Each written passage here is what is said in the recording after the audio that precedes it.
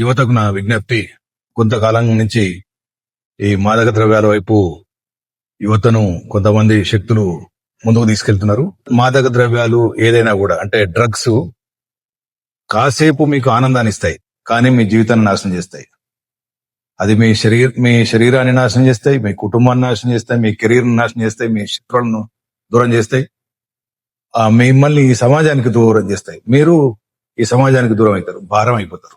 కాబట్టి మీ కుటుంబాన్ని, మీ ఫ్రెండ్స్ ను, ఈ దేశాన్ని దృష్టిలో పెట్టుకొని మనం ఎంత వీలైతే అంత మాదక ద్రవ్యాలు సేవించే వాళ్ళకు, డ్రగ్స్ యూజ్ చేసే వాళ్ళతో దూరం ఉండాలా.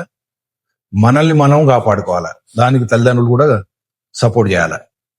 రెండోది ఏంటంటే, అవతల వ్యక్తి ఎవరైతే మాదక ద్రవ్యాలు తీసుకుంటున్నారో అతనితోటి ఫ్రెండ్షిప్ చేయడం వల్ల అతను తనతో పాటు ఇంకొక కొంతమందిని ఈ ఊబిలో లాగడం అవకాశం ఉన్నది. ఎందుకనంటే అతను డ్రగ్స్ తీసుకొని తర్వాత అతను పెడ్లర్ గా మారుతాడు, దాని మీద వ్యాపారం చేసి బతికే ప్రయత్నం చేస్తాడు. కాబట్టి ఆ వ్యాపారం చేసి ఆయన బతకడాలంటే ఇంకో కొంతమందికి తయారు చేస్తాడు.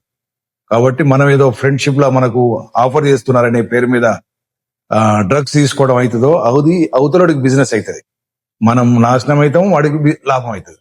కాబట్టి అట్లాంటి వ్యక్తులకు దూరం ఉండండి. మీ చదువుల మీద దృష్టి పెట్టండి, మీ కెరీర్ మీద దృష్టి పెట్టండి, మీ కుటుంబం మీద దృష్టి పెట్టండి, ఆటల మీద దృష్టి పెట్టండి. మీకు ఉజ్వలమైన భవిష్యత్తు ఉన్నది.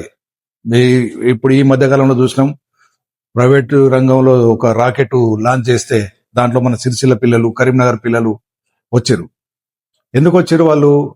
వాళ్ళ కెరీర్ చూజ్ చేసుకున్నారు.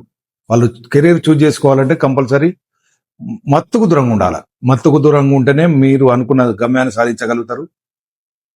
ఇది ఎట్లాంటిది, ఎవరన్నా పెడ్లర్స్ కానీ లేకపోతే ఎవరన్నా యూజ్ చేసే వాళ్ళు ఉంటే పోలీసుకు సమాచారం అందించండి, వాళ్ళ కుటుంబాలకు సమాచారం అందించండి. ఒక నినాదం తీసుకోవాలి: say no to drugs, say yes to life.